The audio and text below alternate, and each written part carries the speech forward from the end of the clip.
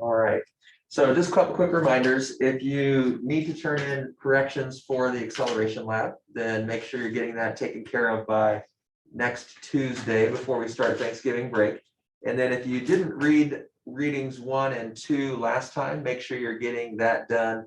We're going to go over some of that information today, quite a bit of it actually today. And so if you've read it already, it will help you understand today. If not, when you read it later, it will help kind of reinforce what we're doing today. And then you should be working on Positive Physics Unit 5. Make sure, again, you're using the assessment form this time, not the work section. So we talked about that yesterday, so I won't go into all those details. But remember, on the assessment, you have to complete all of it first before it allows you to do the corrections.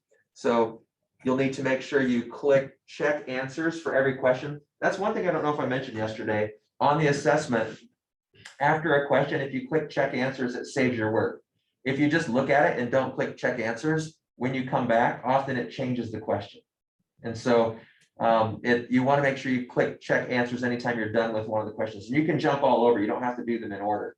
But if you don't click check answers, it won't necessarily save your work. So it's, especially if it's got multiple steps, you want to make sure you try to finish that problem and click check answers. Otherwise, when you come back, the numbers may all be different, the question may be different. So try to click check answers for each one. And then when you're done with all 21 questions, then click finalize. And then that'll let you go back in and do corrections. And if you do corrections at the bottom, it'll show you your original percent, and then it'll show you your corrected percent. And the corrected percent is what I'll record for your homework assignment or for your homework grade. All right, any questions about any of those things? We talked about it yesterday, just a couple of reminders there. All right, so one of the things we looked at yesterday, and I just want to put this back up on the screen for a few seconds, all these different kinds of forces that we're going to look at. And today, one of the things we're going to dig into is looking at how we can draw free body diagrams for a variety of scenarios. And these aren't the only forces we can use. And some books use slightly different formatting for them. So for instance, some books use capital W for weight. I don't like that because we usually use capital W for work. And so I don't ever use that in this class, but you could see that. Some books, instead of FG, they just write MG because MG is actually what you use to calculate the force of gravity or the weight force due to gravity. So you'll see a variety of things. This isn't like hard, fast, you have to follow these rules and you can only use these. It's just a list of a bunch of different forces that you might see and that we might use. So I want to make sure that you had a chance to see that again. And then today, we're going to start by looking at Newton's second law and doing a few calculations with that. And many of you probably are familiar with, or at least have seen the equation F equals ma. That's the equation form of Newton's second law. And I don't think we talked about this example in class yesterday, but there was a student in another class that asked the question, how can it be possible that Newton's third law works when this is the equation? Newton's third law, again, is that when you have two objects that apply a force on each other, when there's two objects that have a force relationship or a force pair, they have to be equal and opposite in their force. And this is the example that I gave for one of the students that asked. I don't think I talked about this yesterday, did I? A bolt and an astronaut? Okay. So the basic idea is if you're in space, if you've seen some of those space movies where they're working on a space shuttle or working on a satellite and they lose their tether and they're floating in space and there's no way to get back, and there's that sense of panic. Well, they could throw something one direction and create a force by throwing something one direction, and that would generate an equal and opposite force in the other direction. So if they wanted to go backward, they could throw something forward and then it would propel them backward. But what we were saying is obviously they couldn't like take off their helmet in space because they would die. And so they can't take off their suit. But if they happen to have a bolt, if they were working on something that had a bolt or a hammer or a tool, they could throw that. The tricky part is if it's something small like a bolt, which has a really tiny amount of mass compared to the mass of the astronaut, they would have to accelerate the bolt to a huge value in order to give themselves even a small acceleration. Because what's equal is not the acceleration of the mass. What's equal is the product of the two. And that's what we're focusing on today, is Newton's second law. That to calculate a force, we take the mass of the object by the acceleration that it experiences. And that will tell us how much force was applied. And so the force the bolt experiences being thrown one direction is the same force the astronaut would experience going backward. But often what we see being very different in those collisions or in those scenarios like this is that because the masses are very different, it's not that their forces are different, it's that the way they experience the forces through their acceleration is different. So they would have to throw the bolt incredibly fast to generate any kind of acceleration for themselves because of the mass difference, right? So if they had something heavier, if they had a hammer, then this mass would be bigger. And so the acceleration wouldn't have to be so big to change the astronaut's acceleration. Okay, so that's kind of connecting Newton's third law that we talked about yesterday with Newton's second law today, which is really revolves around that formula and the mathematical relationship that formula indicates. So here we see Newton's second law of motion. An object doesn't change its velocity unless a force acts on it. It's kind of summarizing Newton's first law. We also talked about that yesterday, that an object will stay at rest. If it's at rest, it'll stay at rest unless there's an unbalanced force acting on it. An object in motion will stay in motion unless there's an unbalanced force acting on it. So another way to state that is what's here. An object won't change its velocity. An object won't accelerate unless a force acts on it. That's Newton's first law, the law of inertia. And then the question then that comes from that is, how does an object respond to a force when it's applied? And that's what Newton's second law tells us. So if we think about the three laws, the third law, the one we learned first, for every force, there has to be two objects, and those objects create a force pair that is equal and opposite, equal in value, opposite in direction. Newton's first law says an object won't change its motion unless there is a force applied. And then Newton's second law is going to help us think through things more mathematically of how does that force change it? How will the mass and acceleration relate? So this form of the equation, you'll see a little symbol there in front. We'll talk about what that means in a second. But the base equation is just F equals ma. And I've got a few notes over here because we've been talking about this for a few weeks in CP physics. They're actually getting close to the end of the unit for them. But when we see this symbol, another way you'll see it sometimes is F net. And so we'll see that in words here as we talk about a couple terms here. So Newton's second law identifies the relationship between acceleration and force. When a net force is applied to an object, the object accelerates. So you can see in this equation that force and acceleration are directly proportional. The term net means overall, total, or leftover force. The sigma symbol is the Greek letter that means the sum of, and you've probably seen that in math class, that sigma symbol. It means the same thing here. So the sum of the forces is the vector sum of all the forces acting on an object. So give me a couple seconds to kind of process that and maybe jot something down. And I'll give you an example.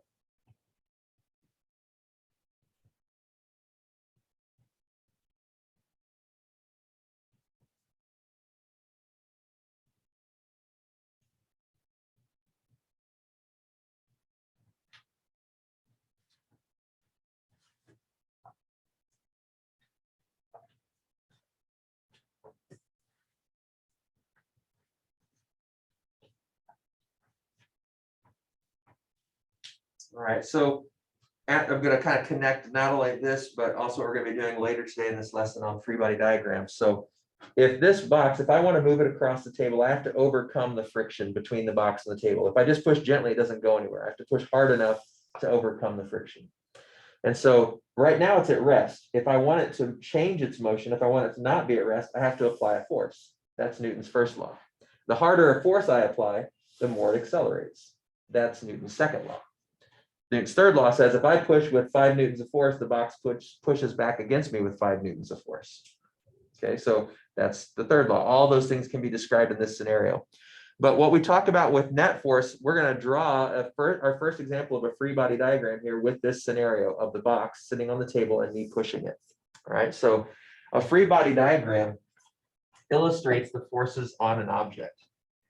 And we I don't know if you remember the story about the bird a long time ago. We were saying how a bird to a physicist just looks like a dot when we were doing motion maps. It's the same idea.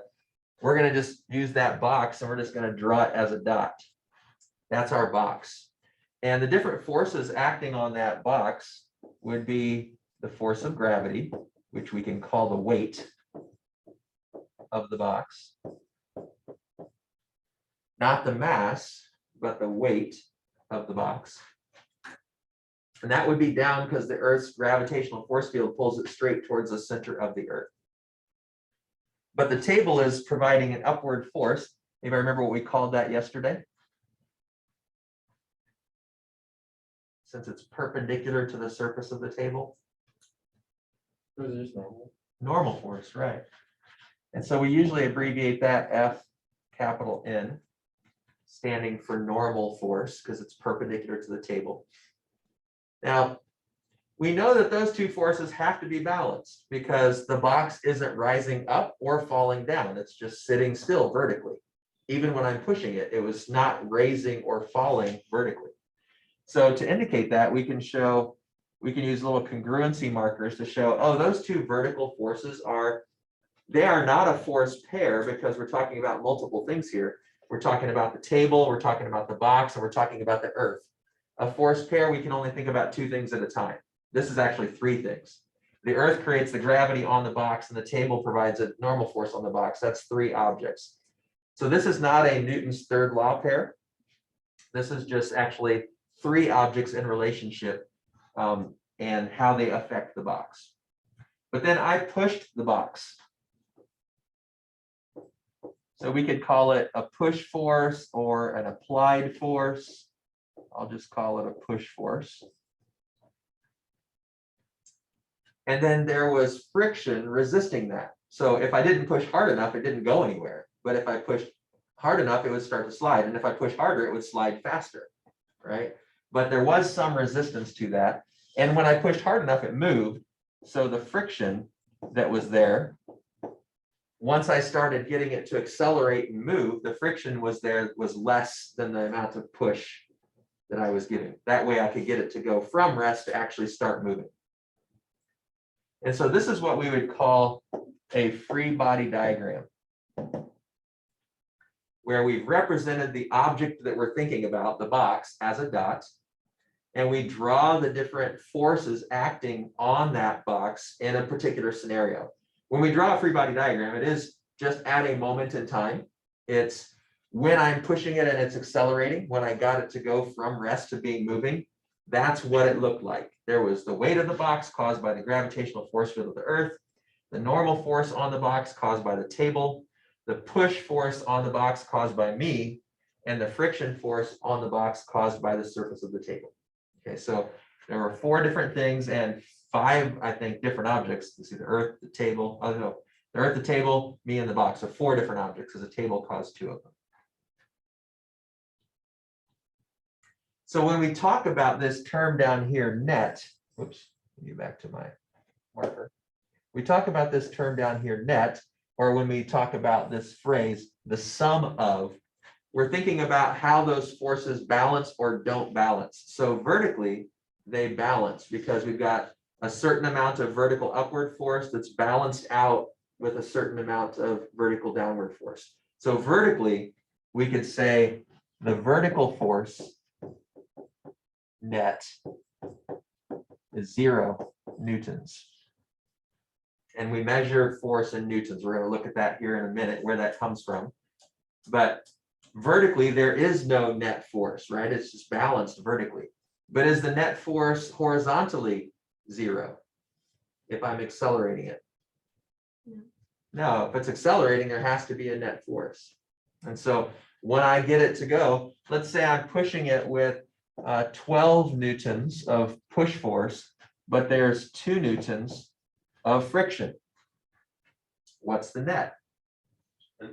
10 to the right. So I'm pushing it with 12 newtons of force, but friction is taking away some of it, kind of making me less efficient. If there was no friction, it'd be easier, right? But because there is friction, I'm only actually netting 10 newtons of force when I'm accelerating it forward. All right, so when we talk about net, or the sum of, we're literally summing up these vector values. And if they were at angles, we would have to use X and Y components and trig and stuff, just like we did with projectile motion. In this case, they're all either vertical or horizontal, so we can just focus on the vertical, focus on the horizontal. We don't have to do any trig. All right. Any questions about what we mean with net force versus the sum of the forces, what we're talking about, that terminology? Is that making sense? Any questions at all? All right. So generally speaking, I will just write F equals MA like we have here on the board. But in and out of worksheets, in and out of textbooks, you'll sometimes see F with a subscript net. Sometimes you'll see the sigma F, meaning net. And there are times when we will need to focus on, hey, is this just a particular force or is this the net force?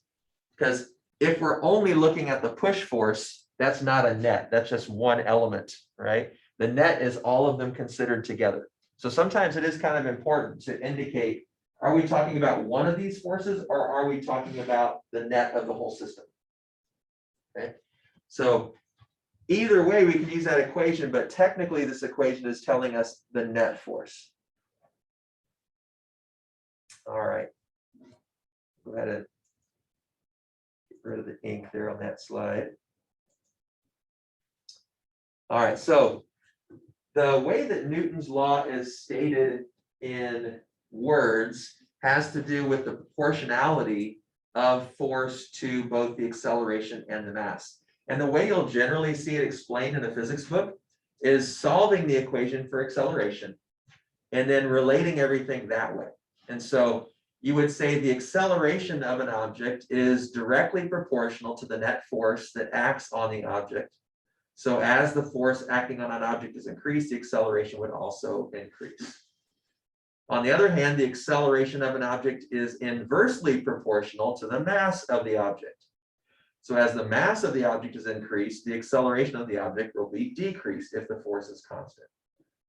All right, so generally speaking, like I said, when we talk about what Newton's second law tells us, the focus is on how the acceleration relates to the other two items. Not that that's the only way you could describe it. This is just the traditional way to describe it. So give you a couple minutes to kind of process that and put down in your notes what you need to summarize it.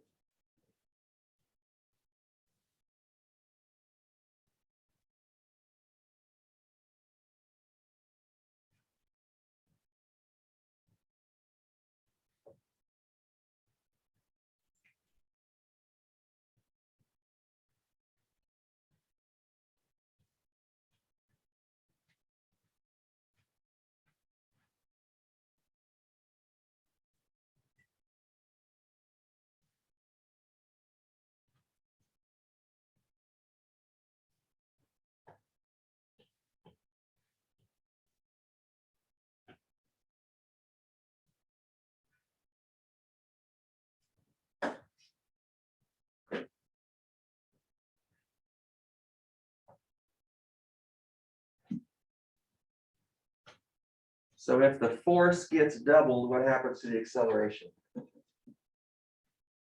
Assuming the mass stays the same. It's double. It also would be doubled. Good. If the mass gets doubled, what would happen to the acceleration if the force stays the same? Cut in half, right? So those are the kinds of questions you might see in a multiple choice format, is proportionality reasoning. If you change this, what happens to that? And so that's something you'll definitely see on our test and very likely see one of in the multiple choice. It's a very common question, thinking through that proportionality. Basically, being able to show you understand Newton's second law and a proportionality relationship. All right, any questions about that? All right. So the last thing I want to talk about here with Newton's second law is the units. I've mentioned that it's newtons, and it's obviously named after Sir Isaac Newton. We've got three laws, first, second, and third law that we've already talked about. Well, in honor of his work in understanding the idea and the concept of forces, they have chosen to make the unit for force called the Newton, and writing that unit as a capital N. Now, if we think about this equation, mass is measured in kilograms according to the SI system of measurements. And acceleration is measured in meters per second squared according to the SI system of measurements. So really, when we multiply mass times acceleration, nothing cancels. So in reality, the unit for a force is a kilogram times meters per second squared. That's really what the units for force are. But we use forces all the time, and so we don't want to have to write kilograms times meters per second squared every single time we're writing a force, because we need to have units on all of our numbers. So to kind of expedite the process and shorthand our work, scientists agreed, hey, let's just make that kilogram times meters per second squared, let's just shorthand all of that, just call it a Newton. We can honor a Newton that way. We can make life easier for ourselves when we're writing out the units. But you do need to know that a Newton is a kilogram meter per second squared, which isn't very hard to remember. I mean, you just look at the equation, kilograms times meters per second squared. But you do need to know that, because once we get into power and work and energy next semester, we'll come back to this, but we'll be then having Newton meters and Newton's over meters and different things like that. And you'll need to be able to see how things cancel out. So kind of tuck this back into the recesses of your brain, keep it there in the long-term memory that really a Newton is a kilogram times a meter per second squared. We can just shorthand it to make life easier. All right, questions about the units? Does that make sense? All right, let's try a couple mental math problems. So, well, maybe some of them are, you might want a calculator for. It depends on how strong your mental math skills are. Some of these are nice and easy. Some of them aren't quite so rounded. So what force is required to accelerate a 1,000 kilogram sports car at 6 meters per second squared? 6,000. 6,000 newtons. You just take the mass times the acceleration. So this one is kind of nice and easy mental math. Just showing here, we know the mass, we know the acceleration. We know Newton's second law tells us we just multiply those, and that gives us the net force.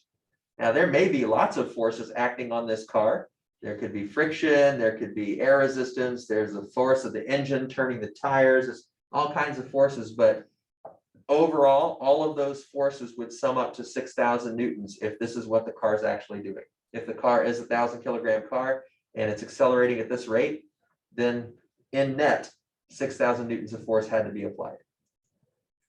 All right, a 12 Newton net force acts on a 36 kilogram object. How much does it accelerate? Meters per second squared. Sorry? 3 meters per second squared. Close. 1/3. 1/3, yeah, 0.3, because we have to take the force divided by the mass to get the acceleration. So 12 over 36 gives us that 0.3 repeating. And it is 1/3 exactly, but we always want to show decimal form for our answers so we can indicate sig figs. This 12 has 2 sig figs, the 36 has 2. So we want to reflect that with a 0.33 showing those 2 sig figs in our acceleration of 0.33 meters per second squared. All right, so again, just applying it in fairly straightforward examples. And one more.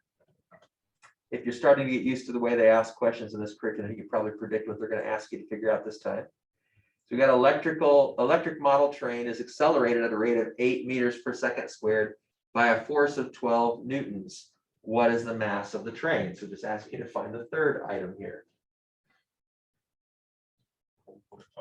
1.5. Yes, we take that 12 Newton force divided by the 8 meters per second squared acceleration, and we get a mass of 1.5 kilograms. Now, another reason that it's important to think through that, oh, actually a Newton is a kilogram meter per second squared, is because there's no way for us to know. We could logically say, well, I know mass has to be kilograms, or I know acceleration has to be meters per second squared.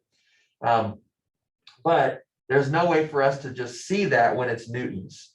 But if we wrote this as kilogram meters per second squared, and then are dividing by meters per second squared, the only thing left is kilograms. So if you remember what a Newton really stands for, you can see how the units work out. All right. Normally, you wouldn't really have to, but it's good to know that you can. All right, any questions on Newton's second law? We covered all 3 now. All right, so let's get into free body diagrams. I gave you a little intro when we were talking about what net force is. Now we're going to dig into it just a little bit more, do a few more examples, and then we're going to have you work on that worksheet for practice there. So here's another example. We've got a person that's pulling on this rope. So we could call that force a tension force. They've just labeled it here as an applied force. So again, there's not necessarily always an exact abbreviation that has to be used. We could call it tension force or applied force.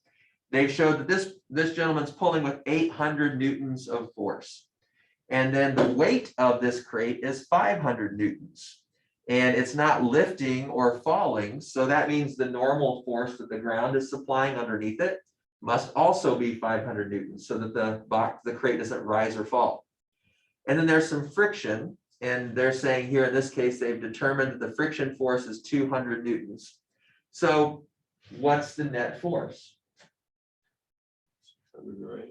600 to the right. Yeah, it's going to be a net force of 600 newtons to the right. The two 500s cancel out vertically, but horizontally, there's a net of 600 newtons. All right, any questions about that idea?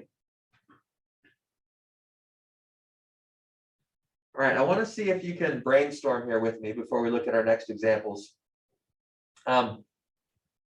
Is there a way from this that we could figure out how much the crate is accelerating? We know the net force. Could we figure out how much it's accelerating?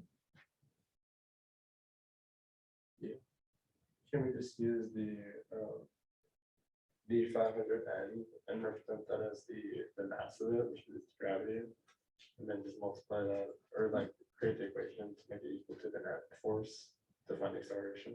Okay, yeah, you're on the right track. So if we think about this, net force equals mass times acceleration, then the acceleration equals the net force divided by the mass. And we know the net force, we just said, is 600 newtons to the right. Is the 500 newtons mass?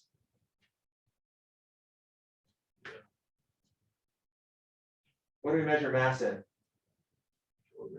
Kilograms. So that's actually the weight of the crate. That 500 newtons is the weight, not the mass.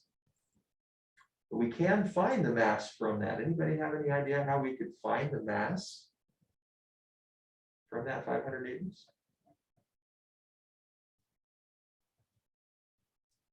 I'll give you a hint. What causes weight? Gravity. So then there's 928. Good. So if we think about, this is the net force, right? The whole system. But if we just focus on the weight force, the weight force would also be the mass times the acceleration caused by gravity. And how do we often write the acceleration caused by gravity? -9.8. Yeah, it's G, right? -9.8. So we can say the mass times G would be the weight. We can always find the mass or the weight because we know what G is.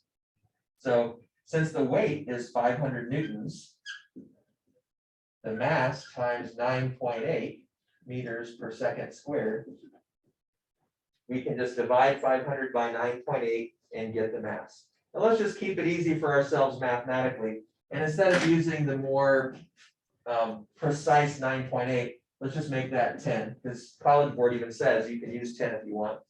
So that means we know the mass is 50 kilograms. Yeah, That is negative 9.8. it is -9.8, but what's the negative tell us? No, it's going down, right? Yeah, we can see that on the free body diagram that it's downward. So if you want to put the negative in to emphasize that, that's great. What you'll notice in this unit, sometimes we really need to use the negative because there's going to be up and down and we've got to make sure we know which is which. But often we only need the magnitude, we only need the absolute value of it. So if you want to put a negative here and say this is negative, well, that also means this is negative because it's pointing down. And so those negatives would cancel and we would still get the 50 kilograms. So you could do that if that makes more sense. All right, so then we know it's just going to be 600 newtons divided by 50 kilograms. So what's the acceleration?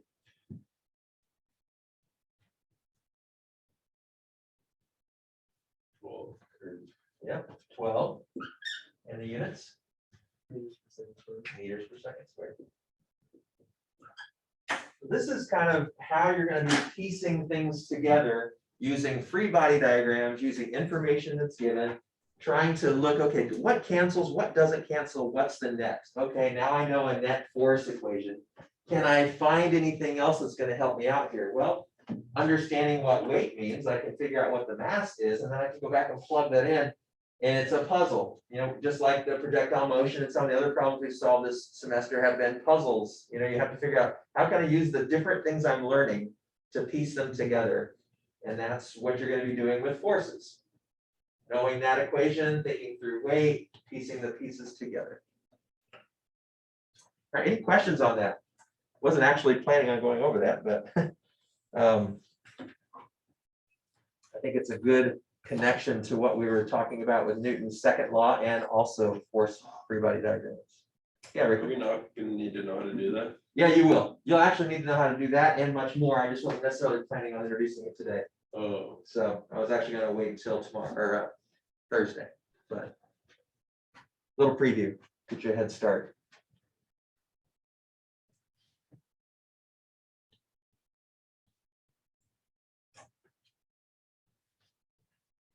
All right, any questions?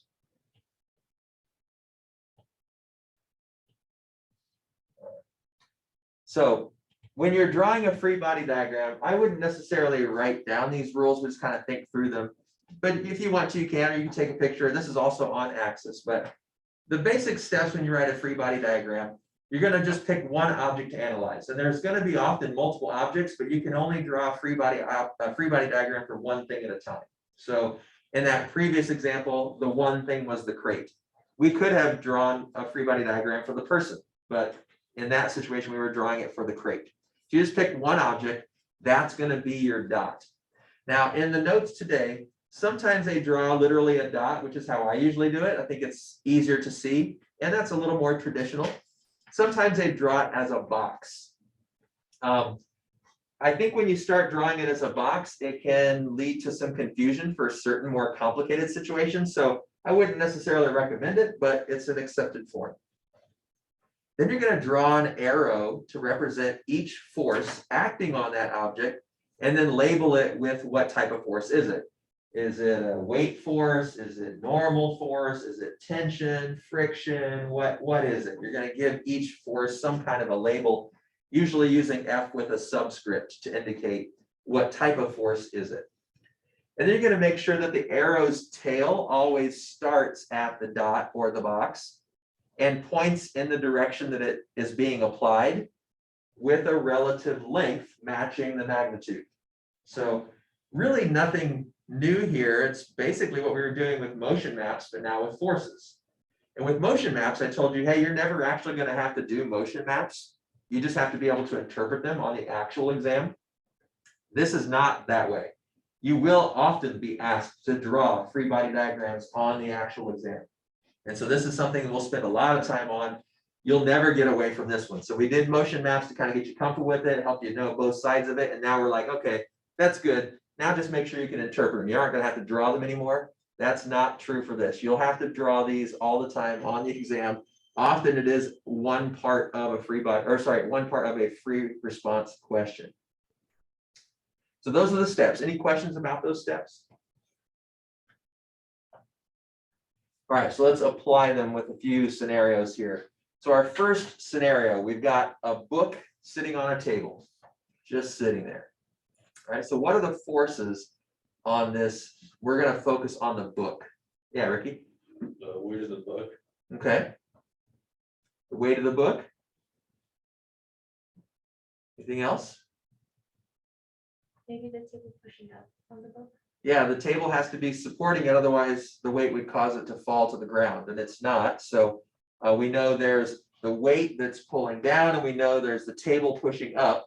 Now, if we draw it this way, this is what we typically call a force diagram, where we're just looking at the forces and we're thinking about what's going on. But for the free body diagram, we want to make a central dot or a central box and then point them away from it. So the free body diagram would look like this. And again, they use a box here. I would just make it a dot.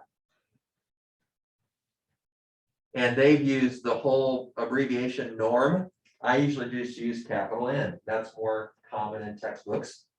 And they use the whole abbreviation grav. I usually just use lowercase g. It's more common, but not wrong. It's just different ways. So you'll get used to seeing a variety of different abbreviations, a variety of different shorthands. And being able to interpret them will be part of this skill. Questions on that one?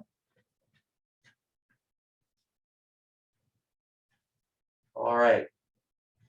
So we'll move on to another example here.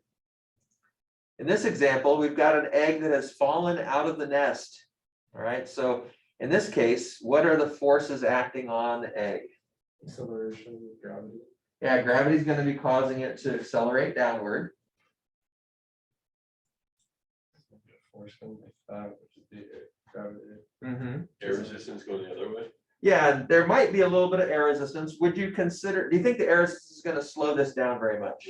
No. Probably not. So it's probably one of those cases where it's negligible. College Board usually says, if you think it's negligible, it probably is, because they'll usually tell you when it's not, or it'll be something obvious like a parachute, or something where air resistance is an important concept. So here, let's assume that the air resistance is negligible, and so all we're really focusing on is this downward force due to gravity.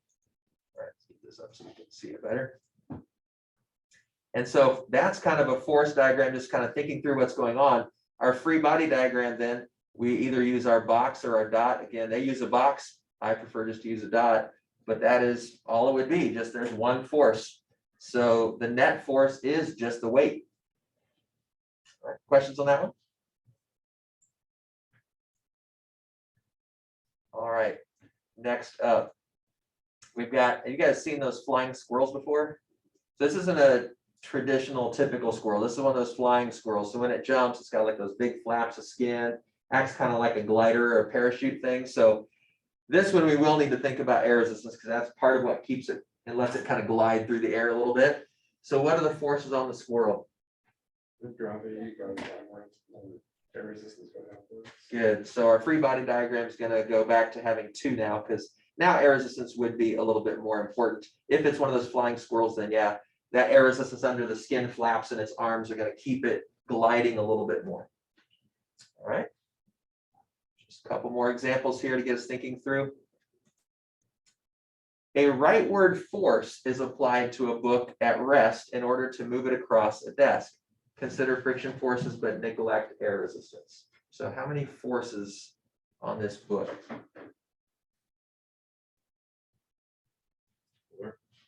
Or what are the four forces? Gravity. Gravity causing weight, This is gonna be a normal force. normal force of the table holding it up, Friction. friction slowing it down, And the pushing force. and then that pushing or applied force making it actually go from rest to moving. Good. And so in this case, if we think about the friction force and the applied force, since it was at rest, we know it had to accelerate because it went from a zero velocity to now having some velocity. So that applied force had to be bigger than the friction to make it accelerate. All right, questions on that example? Yeah. What one letter would you use for APP? I actually usually just use APP for applied force or push. Yeah, that one I don't abbreviate too much less. What's that? Could you just plug in capital P for push? Yeah. Right? Yeah, that's fine. If it seems like it might be unclear, one thing that, if it was like a College Board exam, just make a little key off to the side, like FP means push, and so then they know in all your diagrams, that's what that abbreviation means. And so if it's one of the standard ones like normal or gravity or friction where it's G or N or F, you don't have to explain those. But if you use something that you think, oh, that one could be interpreted different ways, I would just make a little key off to the side. All right. Okay, we got a punter and we're looking at the ball now, right here, not on the foot, not when it was kicked, but just right now. Gravity pulling it down. Air resistance. Air resistance, if we think it should be considered. The force. So when the punter kicked it, he applied a force on the ball, but is that force still being applied now? No. No, because there's no touch anymore, and a kick would provide that contact force. but a kick can't be a non-contact force. So once it leaves the kicker's foot, that force is no longer being applied. It's caused it to accelerate that direction, but that force is no longer applicable at this instant. So is it only a normal force and then a gravitational force? Would there be normal force? No, Is not there? normal. Air resistance. Yeah, so if you think air resistance is important, you should include that, but for sure gravity. What do you think about air resistance? What do you think it's very frequently going to cause a big change in its flight? No, No. Probably not. Yeah, I mean, so Exercise wind. yeah, if there's a strong wind or something, maybe. But just traditional air resistance, probably reasonably negligible. So we would just say the weight of it caused by gravity. Yeah, Rick? if it's already like moving to the right, Mhm. wouldn't it need to be another something to do it by showing that? No, so it has velocity to the right, but in projectile motion from last unit, once the object is launched, what's true about its horizontal velocity? When we were solving those projectile motion problems, what did we say about the horizontal velocity? Does it stay the same? It stays the same. It doesn't accelerate horizontally. It only accelerates vertically. And forces cause acceleration. So if it's moving horizontally at a constant speed, there is no acceleration, therefore there's no horizontal force anymore. So when it kicked the foot, he applied a force to make it go that direction, but once it's in the air, it's just going to keep going that direction with no more horizontal acceleration. So the only acceleration would be due to gravity. And so it has momentum because of the kick, but that's when we draw forces, we're only thinking about, is there something making it accelerate right now?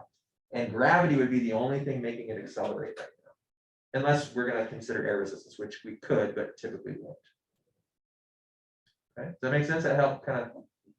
That's one of the hardest things for students to kind of get a hold of is, well, I know the ball's going sideways, so it seems like there should be a force, and there was initially when it was kicked, but right now it's not accelerating horizontally anymore. It's just a projectile. So there is no force horizontally now. All right. And then let's do one last one. So a car on flat ground runs out of gas and coasts to a stop. Friction. Maybe friction, that's what's going to make it stop. Gravity. Gravity, it's got weight. Normal force. Normal force, the ground has to be supporting it. That it? Yeah. Yeah, if it was still running, there would be a forward force, right? The car is like making it go forward, but it ran out of gas, so the engine's not running. So it has momentum, but it's not got any forward force, right? It just has forward momentum. And so that's the difference between a force and momentum. Momentum is the product of mass and velocity. So yeah, it has momentum, it has mass, and it has forward velocity, but that's not a force. It's a whole different concept. So it has forward momentum, but the only acceleration it's experiencing is because of friction causing it to slow down that velocity. All right. And then our vertical forces just cancel out. Any questions on this example? All right, let's take a look at worksheet 1B now. We'll have you practice some of these. Let's see, I need to switch the share so the video sees it as well.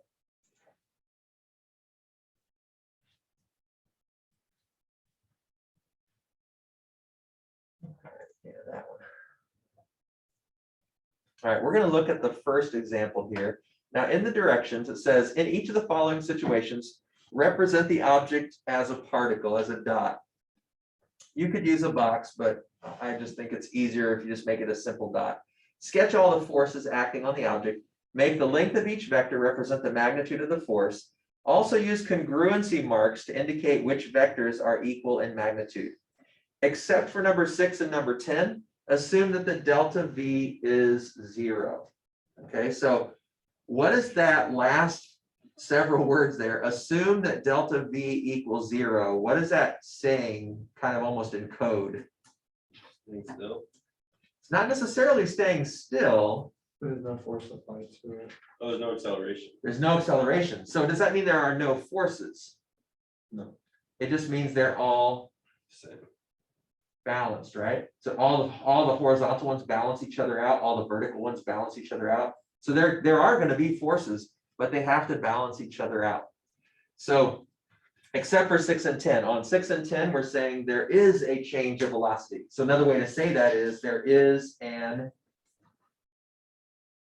if there's a change in velocity, there has to be an acceleration. And if there is an acceleration, then there must have been a net force, an unbalanced force. One of them has to be bigger, right? But except for 6 and 10, we don't have to worry about that. So for this one, what they're showing you here in the picture is along the vertical axis, weight would always just be straight down because it always just goes towards the center of the earth. And they're adding a few extra subscripts. I don't know if you can see them real clearly from back in the back, but this says FG, comma S, comma E. And so that just means FG, the weight, the force because of gravity. So the weight of the skier, and it's on the skier by the earth. So that's where there's an S and an E. So FG is weight, comma S means on the skier, comma E means on the earth. Okay, so you don't necessarily have to add those last little subscripts, but they often do on some of these worksheets. I just want you to help know how to interpret that. And then FT here, what do you think this FT means? Tension. Tension. Yeah, there's going to be tension in this rope, right? And then it's comma S, so that means on the skier, and then comma R by the rope. All right. Now, if you look at the picture, the ski's not flat on the water, it's angled, right? It's kind of digging into the water. So the normal force is always perpendicular to the surface. And in this case, the skier is on a ski, right?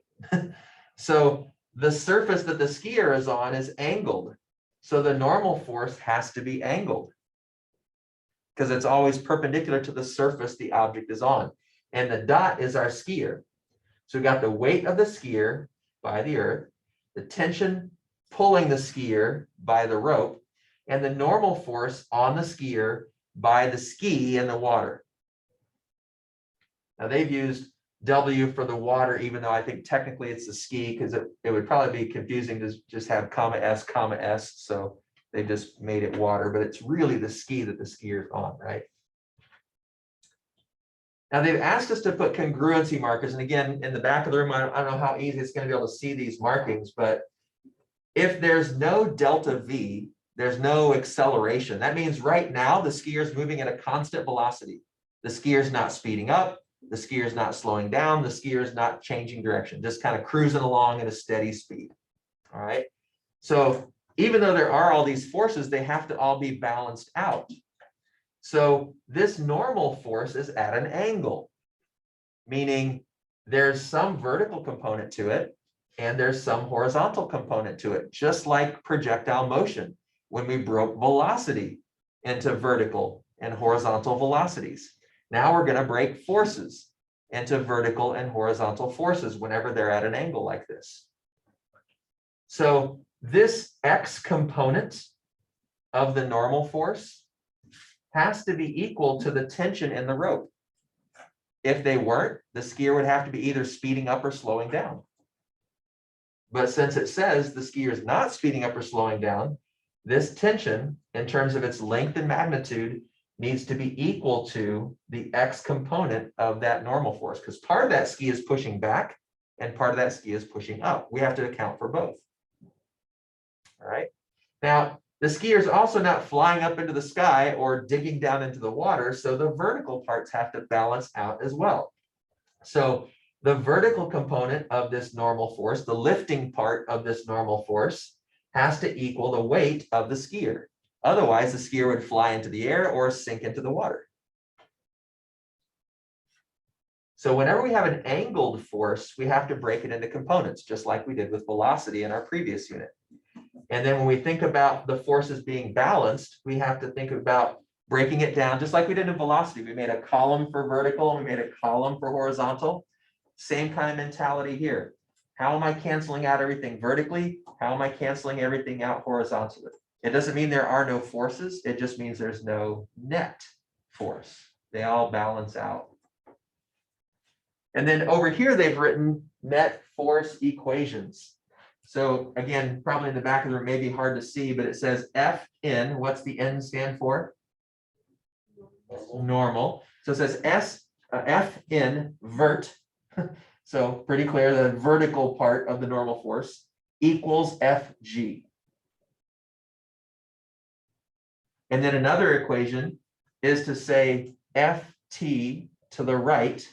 Now, they probably don't really need that because it's pretty clear the tension is to the right, but they just added that. Equals Fn horizontal.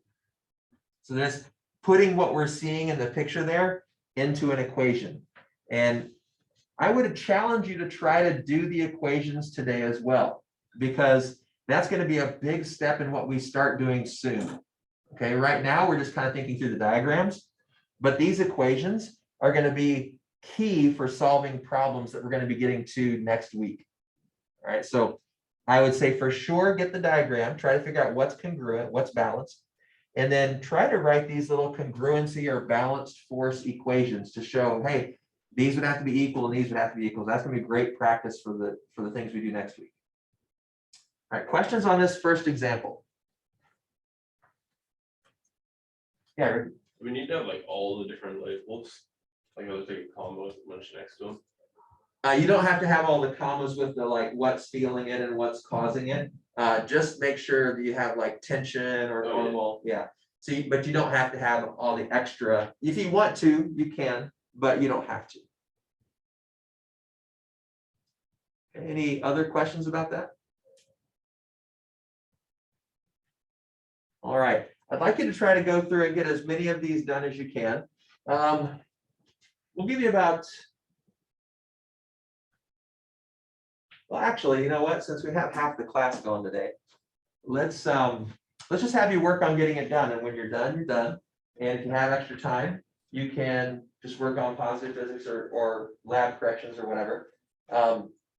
And if you don't get it done, then you can just finish it later. But that way, next class, we can put some on whiteboards and have the rest of the class kind of see them worked out and hear the conversation rather than leaving them even further behind. So we'll save that part. We'll save the discussion about it for next time. So for the last 20 some minutes here, just use your time to get as much of it done as you can. I'll kind of wander around and answer questions if you have them.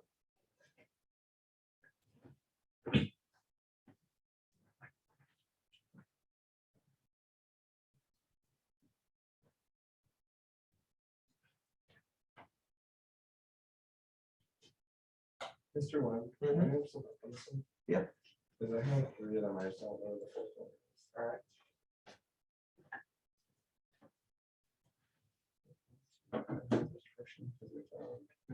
Is there also normal force right up there?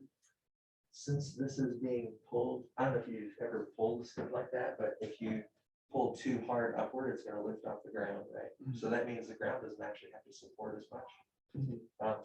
So since we have an angled force, instead of drawing a separate normal force, you just break this into components just like we did here. So the normal force would really just be this vertical part of the tension. Okay. So just like create like a little line. And so you could call it the normal force of the ground, or you could call it the tension force. The normal force itself would just be straight up. It wouldn't have an angle because the sled's sitting flat on the ground. So I wouldn't call that normal. That's just going to be like the vertical part of the tension. Okay. So the normal force would just be straight up. But if you think about how heavy the sled is with the kids, Yeah. the ground doesn't have to provide as much of a normal force because the person pulling the string, the rope is actually lifting a little bit on it, even if it doesn't come off the ground. Does that make sense? So when you start thinking about how things balance, this normal force plus this would balance the weight. Okay. Does that make sense? Yeah. So these 3 are correct, but this would just be an angle because the rope's an angle. And then, so what I just right So and same thing here, we're assuming except for number 6 and 10 that they're going at a constant velocity, they're not actually accelerating. So it's not like going from rest to making a move, it's just moving along steadily. And so this will be at an angle, and you'll have an X and a Y component. And so the Y component plus this would have to balance that. And the X component of that would balance the version. So they're gonna be equal for all of them. Yeah, except for 6 and 10, they're all gonna end up being equal somehow.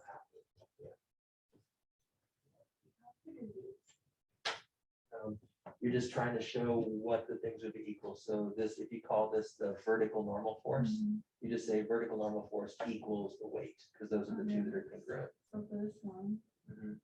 I would say vertical normal force equals also the rate, right? In this case, there's the Okay. vertical normal, and then there's also the vertical part of the tension. Okay, So we'd want to draw like that, so these. add equal up to that. Okay. Yep. So do I do F and T equals that? Yeah, so just, Fn plus F. yeah, Fn plus Ft vertical equals the weight. And then how would I get this? For all of them except 6 and 10, the net has to be 0 because there's no acceleration.